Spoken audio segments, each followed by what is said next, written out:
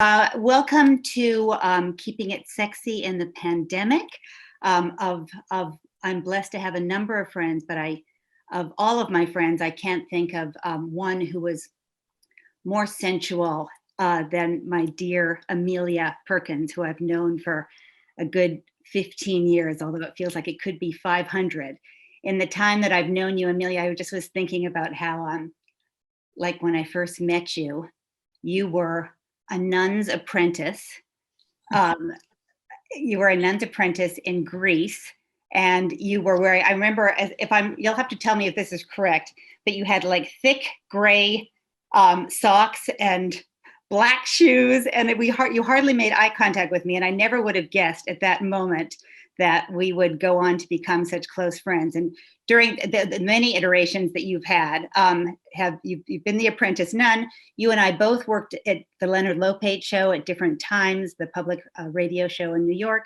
You've been to Harvard Divinity School, gotten a degree there. When you were younger, you worked in and starred, I believe, in lesbian avant-garde pornography at McGill University.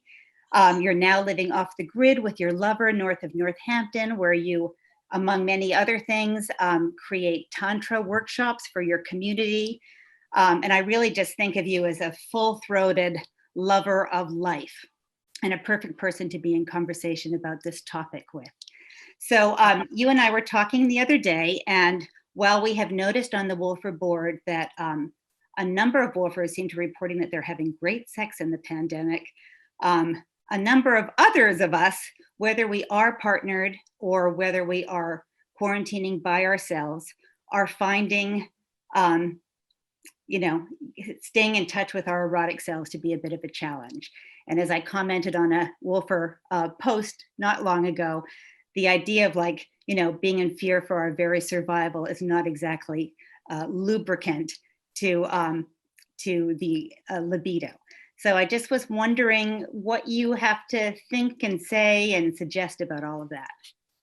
No, I love that, Jenny. But at first, I just want to say that it's so sweet to be here with you. And I'm just thinking about all our magical adventures together and how much fun I've had with you at the Brooklyn Cottage, your beautiful creation.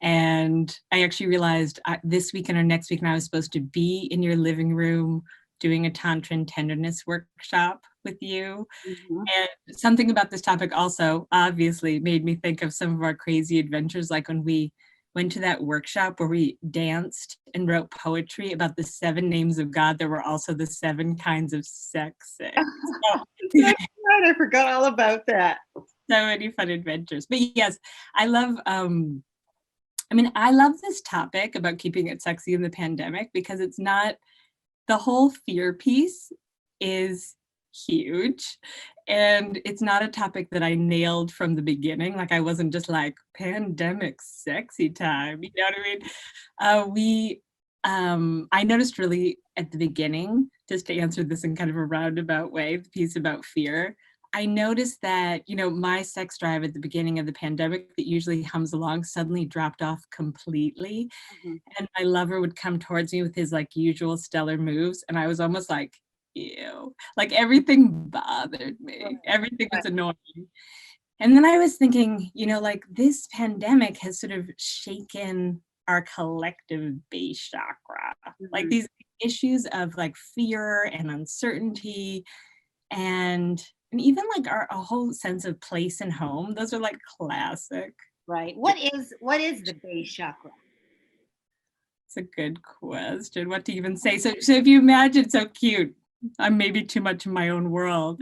No. Just give us a little taste of it, so we can kind of hear. Imagine, those of us who don't know. Just imagine the sort of the energy center at the base of your spine. And it's all survival stuff, or it's not all survival stuff, but it's a lot about survival stuff and feeling like you have a place on the planet and on the earth, and mm-hmm. that you're safe. Mm-hmm. And so I actually had this little insight that that we needed to soothe our base chakras. So I asked my lover, after a few weeks of being very fussy and irritated by everything, if he would massage my perineum. So this is just one thought on how to go about. That is out there. How did you get that idea?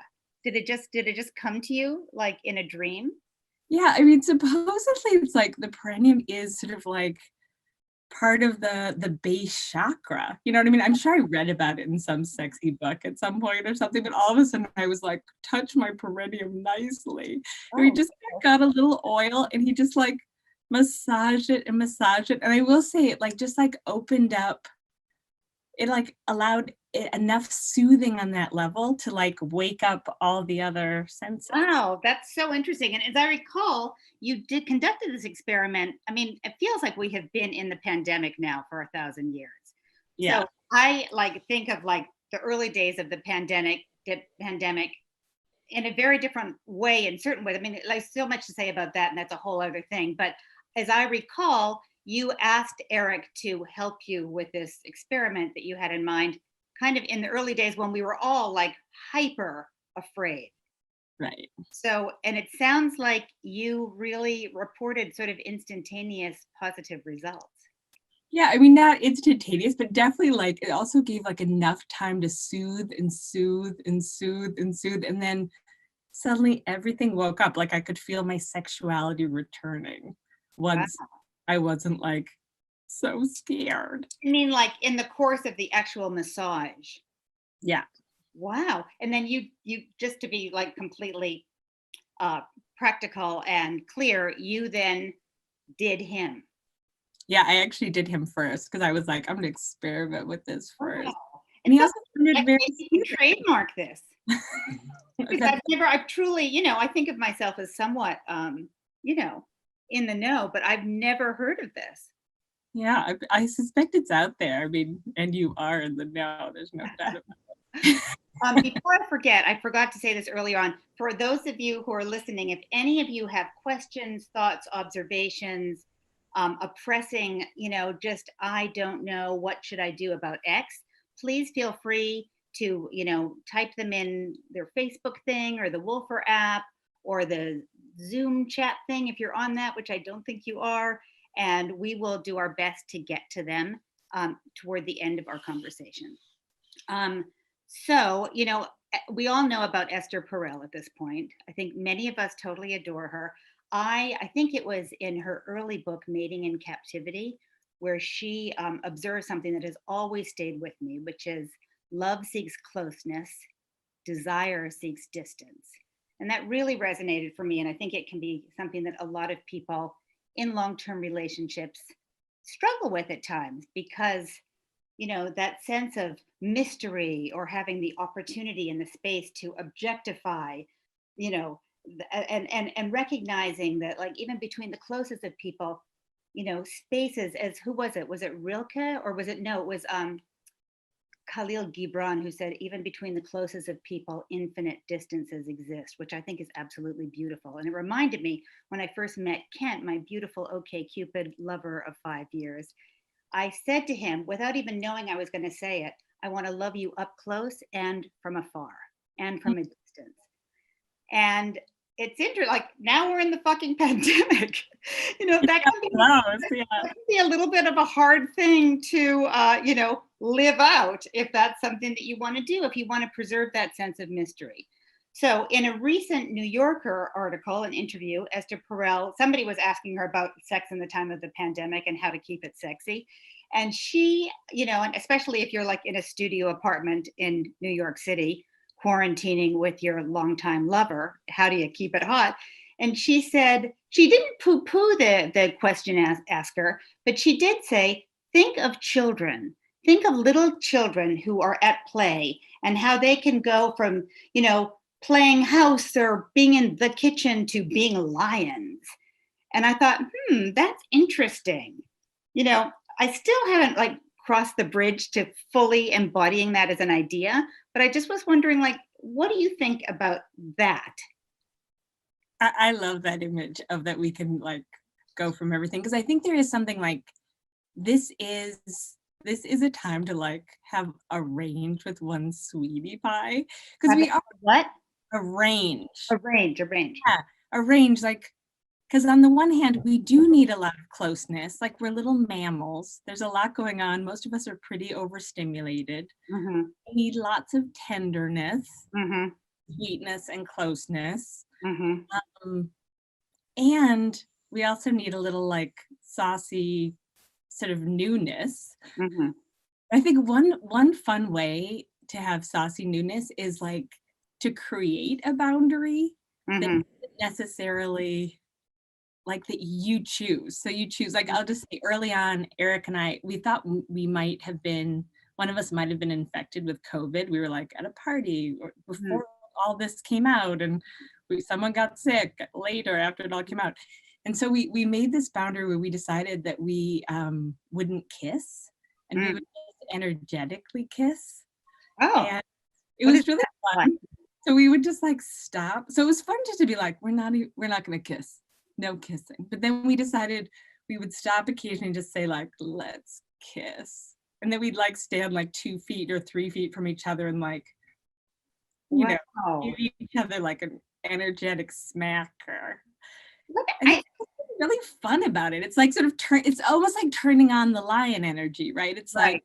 we're just going about our day and now we're gonna like give each other an energetic. You I know. love your sense of play, Amelia. I always have. It's one of the many things that I adore about you. And I also find myself wondering, do you think the kinds of experiments, because I know you also believe that everything we do in life is an experiment, which I've always found very like freeing and permission giving. But do you think some of your, whether it's perineum massages or energetic kissing, are they ideas that can be employed by like anyone? I mean, I think so. I mean, what? Why not? I was like, I don't know. I guess what do we have to lose if we're kind of seething with resentment and claustrophobia on Totally. times of pandemia? And I do think this is like a good time to like do little conscious experiments and create like conscious space with the sweetie. Like I think it's easier to turn into a lover. Right. At this time, I'll meet you in the den, you know, Yeah. for like a little lioness. Like almost the Like idea the like lion's den, you mean, not like the literal den where the TV is? I actually did meet the den with the TV, but let's make it a lion's den. Okay. I don't even have a den. So You know what? um, I also loved you posted something on the Wolfer board this past week that was so sweet. It was a reference to what porcupines do to soothe each other. oh my God, yeah. No, I think this is also important just on this theme of like the pandemic and how like kind of riled up people are. And porcupines, when they have sex, it's so sweet. If you like think of a porcupine, like a I porcupine never male has thought of the sweetness of porcupines having sex, but I'm open to thinking about like if you think about it, like the male porcupine has a problem that most other mammals don't have, where like he could be very hurt by that. um He could be her. that, Oh, you know, her little but what spike. about his? Exactly. The sister So heard too, but sorry, not to. Yeah, go ahead. and so the male porcupine goes up to the female's face and he just like touches it gently Hmm. so long. He just soothes and soothes and soothes her. And at some point, he go like for a really long time, a really long time. And then he goes around, he has a little peek, and often he comes back and just like keeps soothing her until her spikes are down. That's sweet. So we do know that he's soothing her. Like that isn't just like some benign thing that could have another meaning. Like it's we kind of know that she's feeling agitated. Yeah, because you know, like a Oh, porcupine, right. Of course, I forgot that. you Yes. literally see her little quills, Aw, I guess they're quills, like slowly soothe. that's And I so do think sweet. there's something about right now, like committing to like longer periods of time for sexiness, I think, because we need that time first of like, let's soothe our nervous system, let's come back into our bodies. And I feel like we can do this for ourselves too, like just like touch ourselves really I sweetly. love that. And I love the idea of taking a long time. I mean, like we have nothing if not time right now. And that's been actually like totally unrelated to like sexy times. Just the idea, the extraordinary gift of time and the like the gift of not needing to rush has Mm, been like so profound for me. And just like I don't want to go back. I know this to like a life where I feel like I'm rushing around and I don't even know what the end result of all of that is. So if part of that idea of like being committed to not rushing can extend towards like just taking time with sensuality and with eroticism with partner or with self, then glory be. I do want to, I want I just was thinking, I've been thinking a lot about the idea of constraints and how that plays into the pandemic. And I mean, just the idea of like eroticism and constraints is an interesting concept in a pandemic or outside of one, right? Like where we withhold or where we take our time or where we don't play all of our cards, not in a manipulative way, but in a sexy, seductive way. And where when we might. And like, so a couple of things, and I just have a few different things I want to say. One is on the idea of constraints. I've always been struck by when you came back from the convent in Greece, and I think you were enrolling at Harvard Divinity School, and you'd been celibate for some time. I don't know if it was a few years or what, but you were dipping your toe back into dating again, and you met that guy named Greg. I just always have found this so beautiful. And you told him, as you were sort of like kind of each falling for each other, that you would give him your forearm from here to here, and he could do whatever he wanted with it. And as I recall, didn't he take like 6 months to become an expert in your forearm, or am I kind of making that part up? I think it may have been just more like we spent like 7 hours. Okay. Because I had just come back. I was essentially like a born again virgin through the process at the convent. And I was like, I'm going to take virginity seriously this time. I'm not giving it up. Mhm. So, and it actually was so sweet. And I was also just like remembering that I was a woman after all this time being nunly. And it actually, one of the things I remember is we were so proud of ourselves. Like it was hot. Like he got really like, thank goodness for his enthusiasm, but he did the most beautiful things to my forearm. And after I never forgot that. Another thing that is kind of a different idea of constraint, but I really I would love us to like make sure that we address wolfers and wolfer friends of the wolfer who are not in right now partnership with others, and making sure that they feed, we all, whether we're in relationship with another person or not, an erotic relationship, that we feed our erotic selves. So I'll just put that on the blackboard because I know we don't have endless amounts of time. But I also want to say a funny thing that it struck me as funny. I checked in on a single friend recently who has been quarantining by herself, and we were Zooming or FaceTiming or whatever.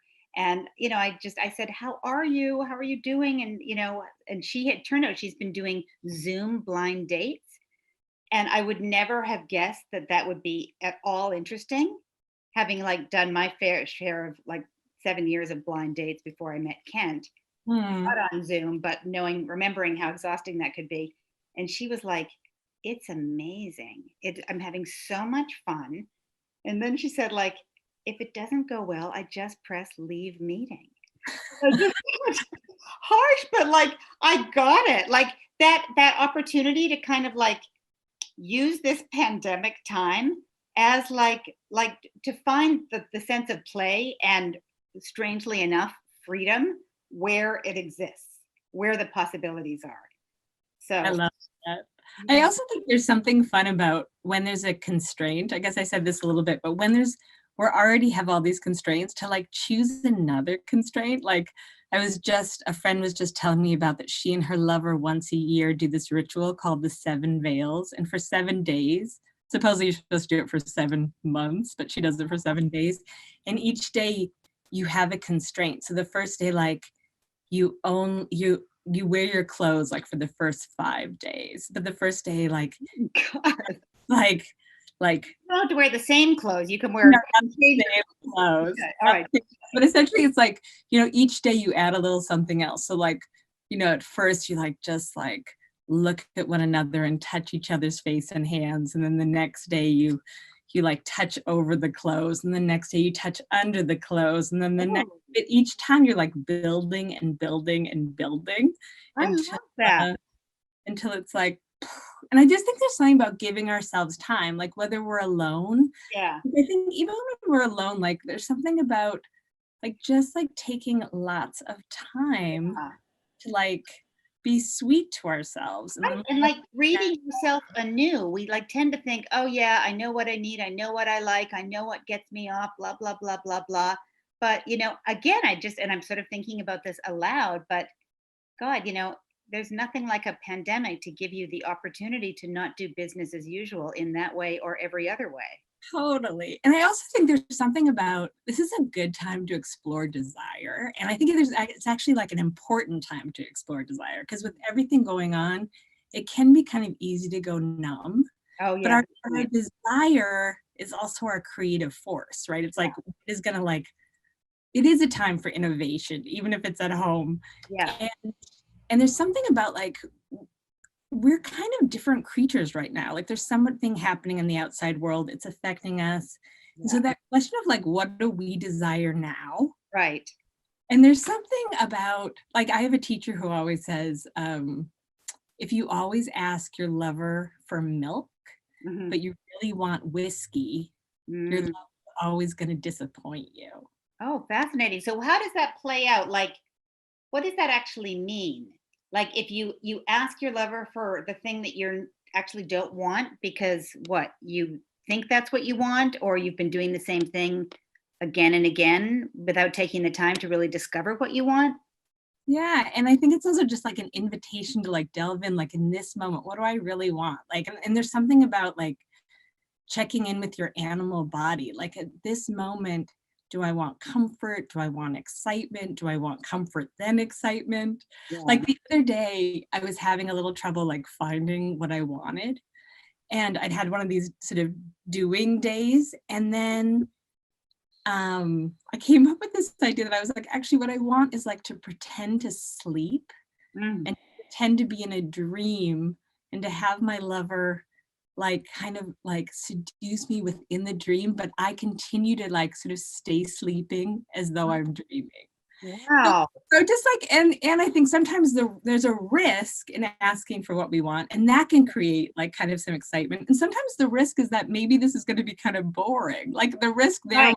like, how about you do everything and I lay here Oh yeah. sleeping? I know. I remember in your tantra workshop, you suggested that as an assignment that like people in a couple, say a couple could each take turns, like just kind of like saying, like, I want to spend the next half hour having you do everything and I just lie there, or whatever the thing might be. And I really love that. I did also want to mention when Kent and I took your Tantra workshop that you and Eric, your partner, Eric Mutin, led here at my house, whenever it was, maybe a year ago or so, something like that, maybe less. But you introduced an exercise that really shifted things for us. You had us, everybody in the room who was partnered, and whether they had come singly or not, everybody got a partner.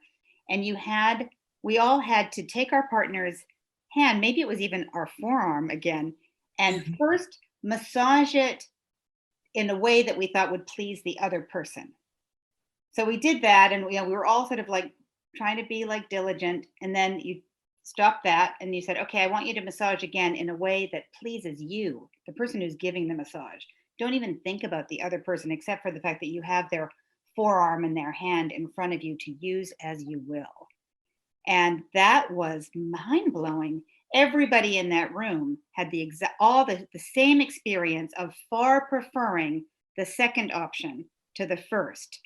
And that can be a complicated thing when you're in partnership with someone else, to fully be like in the core of your own desire when you're enmeshed with this other person. So again, kind of like that idea of like using sort of the claustrophobia of the pandemic to, like, if I may say, like just kind of ground ourselves in our individuation, even if we're in a 250-foot studio apartment in Manhattan. Exactly. Yeah, there's something really powerful about doing it for your own pleasure. Because I think sometimes we think if I do it for my own pleasure, I'm going to be selfish or something. But often, like, the lover, the person you're with, it's like more fun. Like I remember when I love that exercise because when I first did it, I was like, doing a good hand massage, and I was like, being sweet. But when it was for my pleasure, this whole other thing woke up in me. Like suddenly I was like, I want to pinch these fingertips. I want to grab this hand, Right. Just we have a question that's come in. oh, The question is, and I think it's a good one. I can relate to it.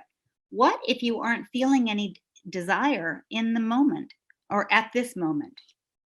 totally. So this is why I think there's something about taking, I don't know if the person asking is in a relationship, but say you are, like making a date and using sexy time as a time to like move in to sexiness or not. Like have an experiment, like something's going to happen during this time, but not wait for the desire Uh-huh. to like move into sexy time. It's like at this time, let's get together and like let it unfold. Because then you can like come in feeling like undesirous and like not in the mood, Right. loaded and like overwhelmed. Right. Like get to like work through into something. And that's why I also think this is a fun time to like actually take turns. This time is sort of calling on us to be kind of hyper vigilant in some ways. Like, have I washed my hands? Is everyone okay? Uh-huh. And say, like, during this time, I get to surrender. Right. And you might be able to find some desire. Like it's like, I just want like my feet massaged. You know what I mean? I just need my like head stroked right now. And maybe it's understood that, for example, your cell phones are not going to be in the room with you. Like there's a lot of ways in which we spend time in proximity to our partner, but we may as well not be with them because we're on our devices or we're totally preoccupied or blah, blah, blah. So my understanding of what you're saying is that you make deliberate time to be together. You're in a room with no interruptions and you have sort of goodwill and a spirit of curiosity to see what might happen next, something like that. Yeah, and kind of to hold that time as a time when like during this time, like our consciousness is going to change. Like in my tantric tradition, it's like once you make a little boundary like that, like you make a little container, like for the next 30 minutes or however long you have, we're going to be together. And then just by making that container, something is bound to occur. If anything, maybe your desire is just like, can you please like remind me of the things that you love about me? Aww, that's so beautiful. And that is vulnerability. But there's what I want to say. It opens the door. I mean, it kind of, you're saying that just makes me feel like, oh gosh, that feels so vulnerabilizing. Like, what if they don't say anything? Which of course they will, but I mean, it just really is a reminder that we can, like, as you're speaking, get so caught up in our own habits if we're in a coupled relationship. And maybe this is an opportunity to kind of like just take a break from the rhythms that both give us comfort and can kind of like also numb us. Yeah. And I think there's sometimes we have this expectation like that we're supposed to just like be in a state of desire, like Shazam, I'm just walking around in a state of desire. I see my lover. And there's something like really sweet. Like I remember doing this exercise once, which was like all the seasons. And we would begin like in like feeling the fallowness of our being, like the winter time, and just feeling like nothing's growing in the dirt. There's fallowness, there's nothing. And then you'd slowly feel a little seed blossoming. And then you'd feel it like coming out. And then you'd feel the full force of summer. And then you'd feel the dying of it. And like to create a space where you can like begin in the fallowness and the nothingness. Because that has total value. Like there's beauty in the fallowness too. I love that idea. I've actually been thinking about that, wholly unrelated to sex, but just like the idea of fallow fields and that farmers are not, expecting, crops to grow at every season. And how can we maybe like use this opportunity to not feel bad about sort of the nothingness of now, but just the opportunities inherent in being still, as uncomfortable as it can make us at times. Exactly. Angel, I think we're almost pretty much out of time. I did want to say we're going to get to this Instagram question, which is the closer. But before we do, if there are people who would like to reach out to you and are kind of inspired or intrigued by some of what you've said, what is a good way for them to reach you? Oh, sweet. Probably best at my website or my email address or on the Wolfer. Oh, so the website that I share with my partner is it's sort of a long name, but Kylo Mentoring Group. And And how do you Kylo, spell Kylo? Kailo. And Kylo I'm Mentoring Group. Amelia, like Amelia Earhart at Kylo Mentoring Group. Okay, beautiful. Um, all right. Well, this has been so sweet. It's been a really sweet experiment all its own. I I've love you doing so it with you. much. I love you too, sweetie. Let's do this Instagram thing, which is I'll ask you. And when I say this Instagram thing, for anyone who's still watching, apparently the Wolfer is doing this, they're asking the question of what is your favorite thing about getting older, and what is your least favorite thing about getting older? So, who wants to go first? How about you, Amelia? What's your favorite thing about getting older? Uh, I mean, I think it's funny. There's so much I love about getting older. So I think one of the things that I really love about getting older is the sense of like not having to be anything that I'm not. Like when I was younger, I thought sort of like I should be more of a professional. I should like act in a certain way. And there's something about getting older and just embracing this sense of like being as woo-woo or eccentric or out there as I want. And like, yes, I starred in a lesbian porn and I went to divinity school. Like both can exist at once. Like I don't have to make a big story about it. I love And that. I also just quickly, I also love the sense of, I feel like as I've gotten older, the sense of like getting clearer on my yeses and my nos. Mhm. Like it's kind of like moving more from the inside out than the outside in. I so love that. And that reminds me, you always said, and I think about this a lot, and I just think it's so brilliant that in order to be able to say yes without reservation, we have to be able to know what our no's are and where they are. And I think about that all the time. If we're always like saying, yeah, yeah, yeah, yeah, yeah, then we're not really giving generously, from true generosity, because that can only come from a place of being really clear. And if we're not really clear, working to get clear about where do we say no, and say no like with ease and kindness, but clarity. So I love that.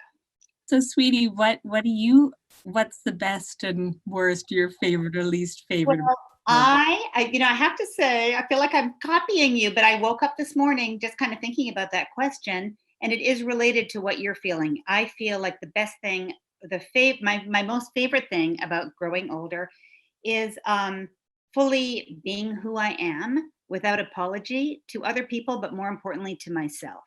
Like I really, and there could be a little bit of wistfulness or a little bit of not resignation, a little bit of surrender. Like there, when you're younger, I remember just feeling like such anxiety about all the different paths that were, theoretically open to me.